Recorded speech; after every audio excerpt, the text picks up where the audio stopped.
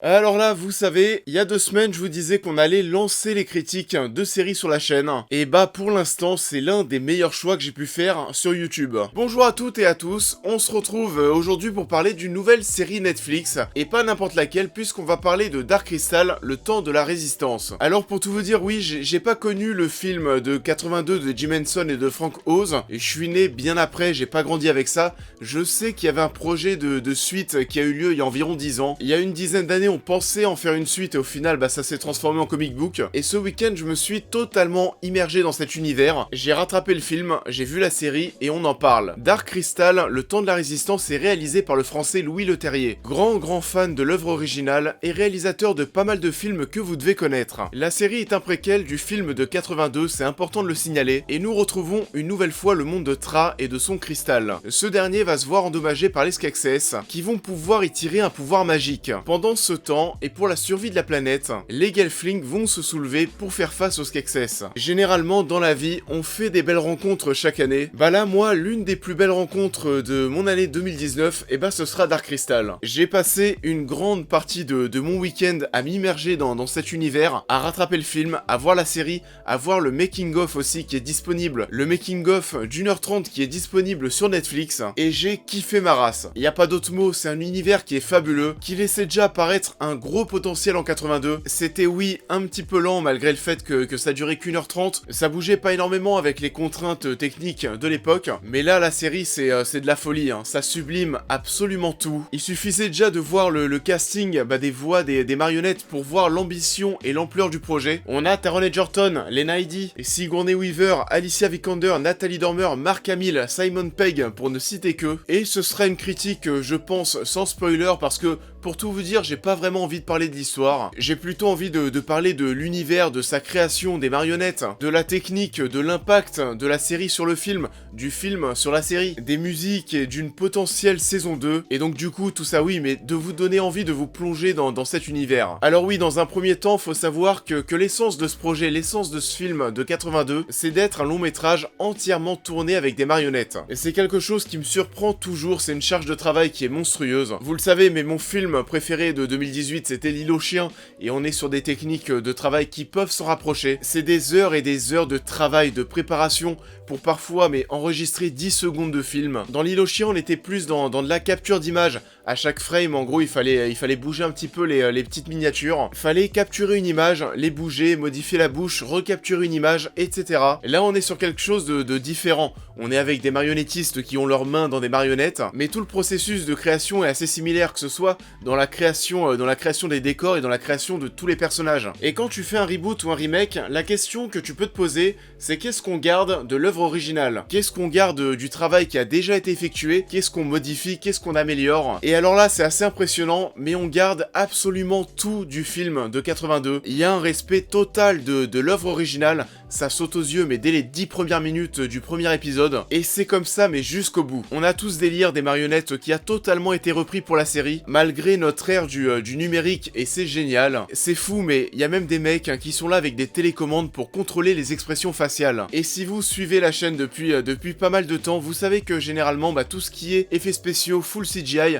ça me plaît pas. Ça me plaît pas parce que c'est des choses qui vieillissent très vite avec le temps, qui sont très moches. Là, tu crois aux personnages, tu crois à l'animation, même si oui, ils ont pas des mouvements cohérents, c'est un style d'animation, mais tu crois en ces personnages, tu sens que tu peux les toucher et que tu peux les prendre. Le travail sur les émotions, sur les mouvements, c'est monumental, c'est tellement de précision. Dark Crystal 1982, c'est 1h30 de film. Déjà, vous pouvez imaginer le travail que ça demande, donc là, imaginez ça sur une série de 9-10 heures. Il y a des petites scènes où c'est de l'animation numérique, hein, ça se voit. D'ailleurs aussi, à chaque fois qu'il y a des fonds verts, ça se voit. Mais en tout cas, tout ça, ça reste assez minime parce que oui, il y a plus de 90%, 95%, plus que ces pourcentages qui sont vraiment faits avec des marionnettes. Et donc oui, là pour le coup, il y a vraiment un respect total de l'œuvre de Jim Henson et Frank Oz. Et j'ai enchaîné le film puis la série, et oui pour le coup, tu le vois de suite, mais c'est vraiment pareil. T'as juste une couche, 2019, une couche bien plus jolie qui est mise en place, mais les techniques restent vraiment les mêmes. On appréciera aussi fortement justement le mélange d'effets numériques parmi les marionnettes et ses décors pour nous offrir des visuels absolument magiques. Magiques dans tous les sens du terme, il y a vraiment des décors à couper le souffle. On va retrouver aussi des environnements bien plus colorés que l'œuvre originale, ce qui va donner une identité à ce monde encore plus agréable. On est sur du très lourd en termes de décors, de maquettes qui ont été créés pour représenter l'univers. Tout a été créé aussi de manière surélevée pour qu'on puisse faire jouer les marionnettes à la bonne hauteur. Et c'est ça aussi la force de cette série, mais tout va être plus beau, l'univers va être plus vaste, on va avoir plus de personnages, beaucoup plus de personnages féminins d'ailleurs, on va avoir aussi des nouveaux clans, enfin voilà, tout est plus grand. On va passer tout naturellement bien plus de temps avec toutes ces créatures. Toutes ces créatures et tout particulièrement les Skeksis qui sont celles qui me font le plus marrer. Au-delà de leur aspect terrifiant avec leur tête d'oiseau, ils me font beaucoup rire. C'est des bêtes qui sont à fond dans leur délire, qui sont bourrées de folie. Et c'est ça qui est spécial parce que voilà, c'est des bêtes qui sont moches, qui sont méchantes, mais t'as envie paradoxalement de passer du temps avec elles. Et en tout cas, oui, personnellement, lorsque je les voyais pas à l'écran, lorsque je les voyais pas à l'image, et ben j'avais hâte de les retrouver. Au contraire, de l'autre côté, on va retrouver les Gelflings qui sont eux les gentils avec d'autres clans. Et c'est ultra recherché. On va avoir aussi, vous savez, cette espèce de carrosse, de moyen de transport qui est dirigé par 4 autres créatures qui vont se mettre en boule et qui vont devenir les roues de ce carrosse, qui vont devenir les roues. Et oui, quand on parle comme ça, c'est un peu spécial, mais c'est pareil, hein, c'est génial. À la limite, le seul reproche que je pourrais donner autour des marionnettes, c'est qu'en fonction de leur clan, en fonction de leur race, il y a pas mal de marionnettes que t'arrives pas à distinguer,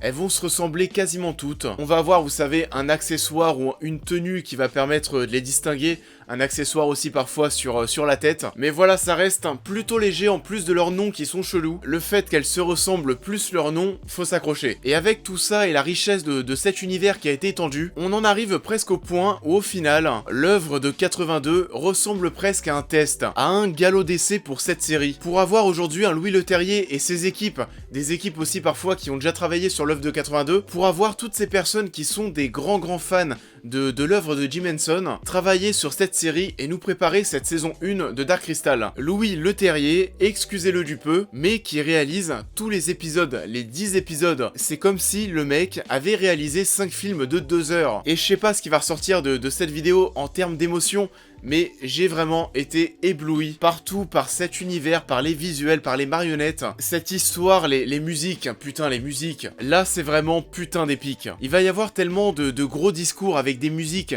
des mélodies tellement poétiques et épiques à la fois, la BO est top. Et c'est aussi à mon sens, on va commencer à parler un petit peu de rythme, mais c'est quand même moins lent que le film. J'avais un peu peur de ça parce qu'on va quand même passer 10 heures avec des marionnettes, et ça passe plutôt bien si vous arrivez à coller avec l'univers. Des épisodes, oui, il y en a 10. On aurait pu penser que ça allait être long, 10 épisodes, et qu'il fallait plutôt en faire 8, mais voilà, il y a pas mal d'épisodes qui sont assez courts. On est beaucoup sur du 45-52 minutes, enfin voilà, ça passe très bien. Et est-ce qu'on aura une suite à tout ça? Parce que oui, la question peut se poser. Il y a clairement une suite qui est teasée à la fin de la saison. Le problème, c'est que ça demande, pour faire une série comme ça demande beaucoup de temps. Ça demande beaucoup de personnel. Si ça demande beaucoup de temps et beaucoup de personnel, ça demande beaucoup d'argent, et si ça demande beaucoup d'argent, il faut que cette saison 1 soit un succès. Tout va littéralement dépendre de ça. Est-ce que la saison 1 va marcher? Alors bien évidemment, j'ai envie de voir une suite. J'ai pas forcément envie de la voir arriver très vite. Il faut un petit peu que je digère ces 10 heures de marionnettes et d'univers magique que je viens de me prendre dans la gueule. Et en tout cas, voilà, je sais pas si vous êtes au courant de l'existence de cette série,